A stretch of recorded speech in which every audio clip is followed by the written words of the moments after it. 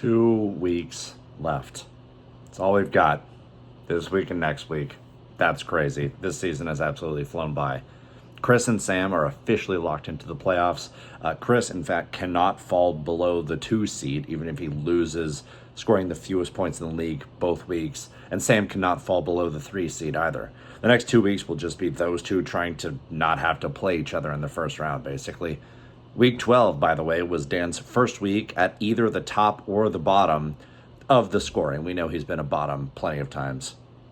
5 teams last week finished with their scoring between 102 and 106. Chris, Tim, me, Grant, and Kevin were those 5. And 4 of those teams are fighting for either a playoff spot or to miss the Sacco. And at this point in the season especially, every single point counts.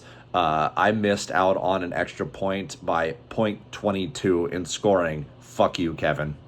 Jason, Patrick, and I now are within .3 points of each other in the standings. I play Patrick this week. Patrick has to play Tim next week.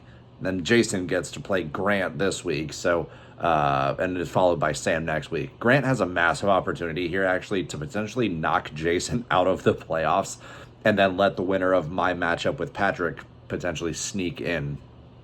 Grant also can keep himself safe from the Sacco with a win this week or next week, though if Dan wins out and Grant only goes 1-1, that could result in Dan staying out, depending what happens, and Grant could fall into the Sacco. Admittedly, there's still a lot of scenarios with the Sacco, though Kevin is almost certainly safe as long as he doesn't end up last in scoring in back-to-back weeks. Well done, Kevin. I thought you were going to the Sacco for sure. However, Kevin, you do have to play Sam and Chris in back-to-back weeks to end the season, which is so brutal. Go be a giant killer, Kevin. Fuck some shit up. Now let's talk about the power rankings. 10th is Scott, same place as last week. I mean, what can I even say at this point? Good luck in the Sacco, Scotty boy. At 9, in the same spot as last week, is Dan. Dan, your team doesn't really look terrible, but someone has to be 9th. You know what I mean? Good chance I look like a fool after your team scores 130 this week. But after selling your team for picks, what do you expect? In 8th place, same as last week, is Grant. Now, if Jackson Dart keeps up his insane rushing production, this team looks okay. If he doesn't, though, I don't think this team breaks 100. And frankly, I think the Giants coaching staff probably wants to keep him from getting concussed again. So we'll see if he's actually running around. At number 7, in the same spot as last week, is me. I'm only starting 4 players that I drafted out of my 10 starting roster spots. This team, frankly, feels a little foreign to me, so obviously I'm reporting them to ICE immediately.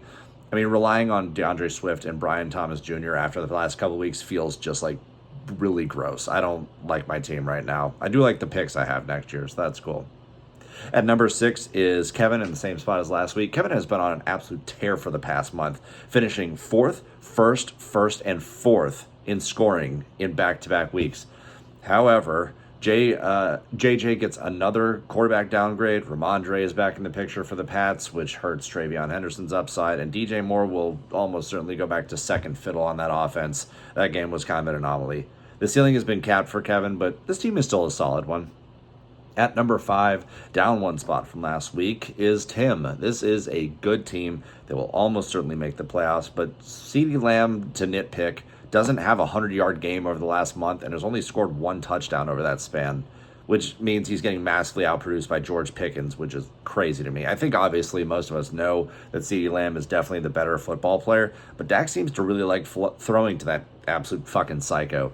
Also, Debo doesn't have a quarterback. Genti doesn't have an offensive line. Omarion Hampton still isn't back. Again, I'm nitpicking. This is still a good team, just not a really great one. At number 4, up 1 spot from last week, is Patrick. The top 4 players in Patrick's lineup are about as good as anyone else's. Jalen Hurts, Chase Brown, Josh Jacobs, and JSN are a very scary foursome. And then after that, Patrick has just a lot of solid players that are basically guaranteed 6 to 8 points a week, which keeps his team's floor rather high. There are legitimate cases to be made for Patrick to make the playoffs, for sure. At number 3, down 1 spot from last week, is Jason. Joe Burrow is back, baby. Jason's team is totally healthy, save for T. Higgins, and he's ready for the playoff push. The problem is that his matchups this week kind of suck. Plus, we all know that at least one of his bench players will explode. Half of Jason's lineup plays on Thanksgiving, so he'll have a pretty good idea of where he stands at the end of Thursday and get to worry about it for the next couple of days until Sunday. At number 2, in the same spot as last week, up one spot from last week, is Sam. Puka, Amon-Ra, and Jamar Chase on the same team feels illegal. Like, we need to pass some, like, antitrust laws or something, because this is fucking insane. If I had to poke any holes in this roster, it's that Bowers and Sutton aren't getting the ball enough for me to be excited about them, but this team is really one Drake London away from being insane. Also, Jamar Chase is going to fucking explode tonight with Burrow back and no T. Higgins. I'm betting every single over on Jamar Chase that I can. And at number 1, in the same spot as last week, is Chris, Jonathan Taylor, Christian McCaffrey, and Derrick Henry on the same team. Like, Sam has the wide receivers and Chris has the running backs. Chris's team is so good that he can bench Lamar and still have an elite roster. We'll see if Alec Pierce can keep up his dominance in the Colts offense, which I feel a little iffy about. And frankly, I don't think Luther Burden is a stellar option yet, but this team has so many guys that can like score 20 plus and often do score 20 plus.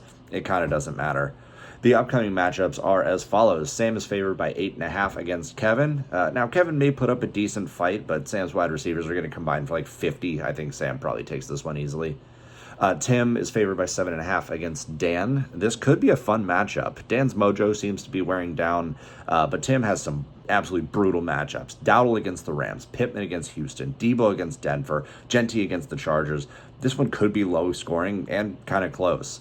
Chris is favored by 25 against Scott. I mean, do we even really need to talk about it? This line is probably too low, frankly. Jason is favored by 3 against Grant. Jason could win this one by 20, but Kevin, seems to know something. What do you know, Kevin? Patrick is favored by 10 against me. Patrick should frankly take this one easily to keep his playoff hopes alive. But crazier things have happened, and the past few years I've tended to have a lucky rabbit's paw shoved up my ass, so we'll see. I will say, I think Patrick still wins. I want to do a little bit of talking about next year's draft picks because some people are poised to really make a run next year. Scott, for example, has 2 second-round picks. Dan has 2 firsts, 2 fourths, and 2 sixths. I have 2 fourths, 2 fifths, and 2 ninths, whereas Tim has an extra ninth as well. It looks like we might see some familiar faces in the playoffs next year after Dan and I almost certainly will miss this year. Anyway, that'll do it for this week's recap. Good luck to everyone except Patrick, and go fuck yourselves.